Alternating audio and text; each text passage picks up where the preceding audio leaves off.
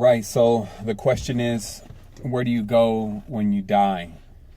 And this is the time traveler's version, or the professional reincarnator's version. Okay. So what happens is that, so the knowledge that you'll find here on the earth is based on, a lot of times two different systems.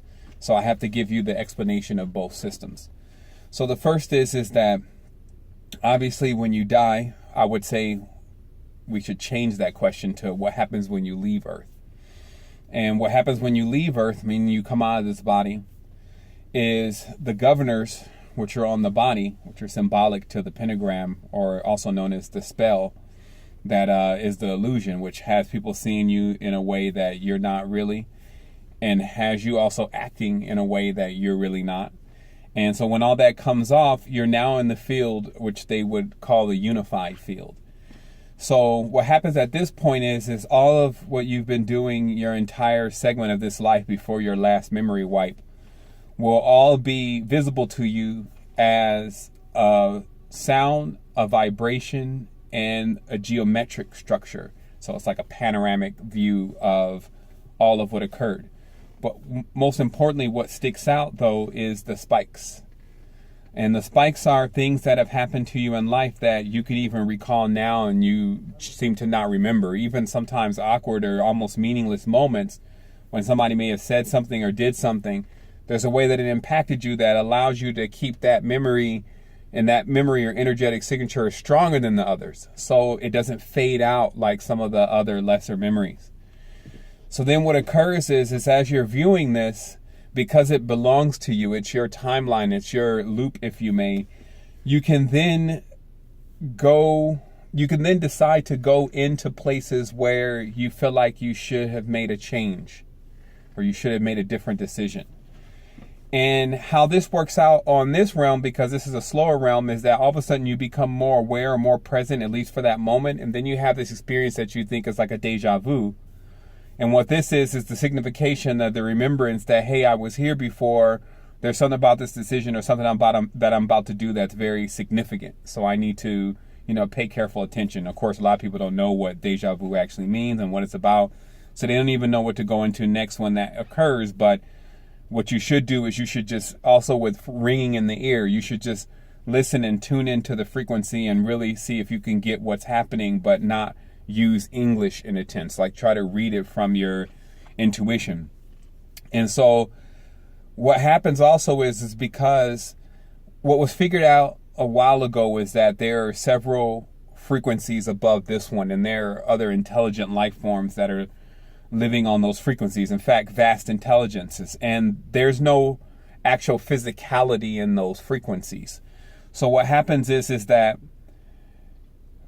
we are encouraged to go through this process in the university, or called the universe, and continuously growing and becoming more intelligent and being more filled with energy and experience and memory.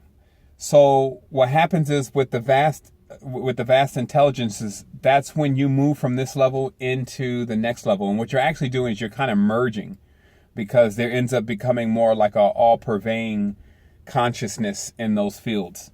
So what happens is that Earth, because of all the knowledge that's been released on Earth, and some people using that knowledge for their agenda, has been turned into a place that actually has so many different things occur to you while you're living this life. It's almost automatic that you end up reincarnating or going back through that same process of viewing your previous life and then seeing where you could have changed things, because each life is basically the same. Like, it may be in a different setting at a different time, but every single thing can be matched up across a timeline or across the unified field. Is, maybe it's your daughter. This time you have a certain feeling for her, and then next life maybe it's your sister, and you have that same feeling for her. But the roles have changed, but the frequencies are still the same.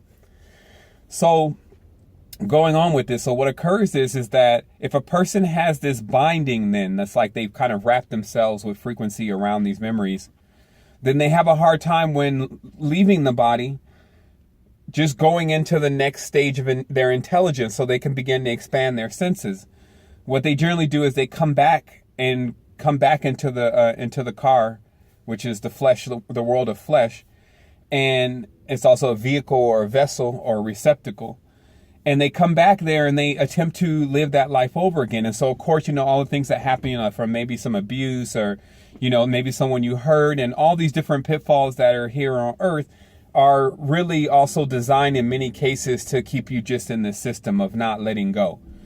So there was an older system, which is the second system, that taught actually a process of basically coming to Earth, enjoying Earth's experience, but not getting attached to anything, because the only thing that was guaranteed was change.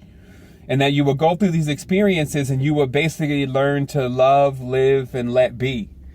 And you also wouldn't really accumulate too many things, because that would also be still here when you left. So you couldn't take it with you, is what I'm saying. So there was really no need to engage in that kind of thing. So it was just traveling very light.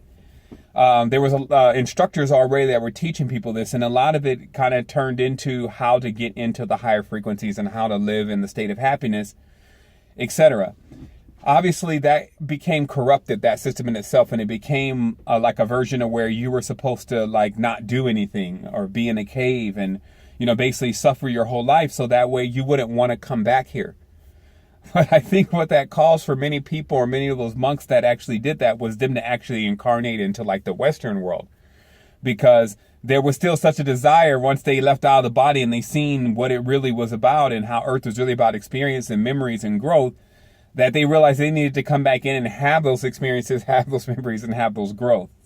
And have that growth. And now we're at a point where, this knowledge is leaking in and we're realizing all this. So what it really puts us into the point of is actually being able to now live life, have our experiences, have the things that we have, our house, our children, and those things, but also begin to adapt the mode of realizing how when we Smeagol that, like the ring is mine, or that child is mine, or they're going to do what I tell them to do. This begins to rapidly turn into a very displeasing experience on the planet, meaning the person starts to have these issues and have these problems because all these elements and all these frequencies are not exactly obeying what they're talking about. So that's, of course, a big part of it, because when you start getting into that, then you get into arguments, and then maybe something happens, maybe somebody gets their feelings hurt, and then it starts this string of things that you need to come back and change.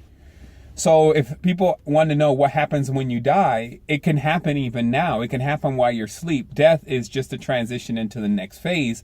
And you can actually cause that transition into the next phase. But a big part of it is really about letting go and realizing in different parts and aspects in your life to where you've driven a nail in. Maybe it's somebody that you don't like, or maybe it's something that you want to accomplish so bad you feel like you're not complete until you are able to do that. But still, that keeps you from blasting off in the dream. That keeps you from thinking of the greatest and highest ideals. So you need to also be aware of that grounded thinking and, I'll use a different term. Distortion in thinking about the grounded planes can equal one remaining in those grounded planes. So I want to say wholeness and balanced vibrations to everyone. And keep it moving. There's a lot of knowledge. Just a little bit more on that topic in specific. You all the time when you die, this is whether you're going to sleep or leaving the body, you do enter the field that your frequency corresponds to. And what happens is all the particles that are in your body, which are made out of different things you've eaten, it all disperses and harmonizes with that. Actually, it's already there now. It's just you can't feel it.